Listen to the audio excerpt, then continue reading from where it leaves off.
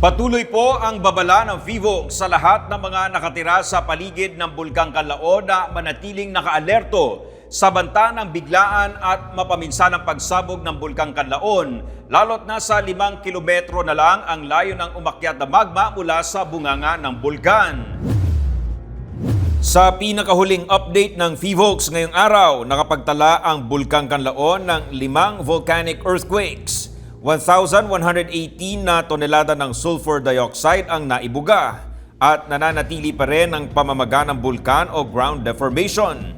At dahil nasa alert level 3 pa rin ang Bulkang Kanlaon, posibleng mangyari ang biglaang pagsabog, pagbuga ng lava, pag-ulan ng abo o ashfall, pyroclastic density currents, rockfall at pagdaloy ng lahar kung may malakas na pag-ulan. Kaya inirekomenda ng VIVOC ang paglikas ng mga residente sa loob ng 6-kilometer radius mula sa tuktok ng bulkan. Ipinagbabawal din ang paglipad ng anumang aircraft malapit sa tuktok ng Mount Kanlaon.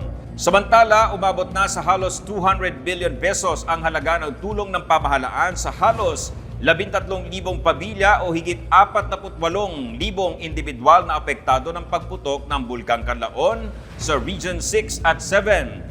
Higit 4.3 billion pesos naman ang naipaabot na tulong ng Office of Civil Defense at DDRRMO sa mga LGU at ahensya sa Central at Western Visayas.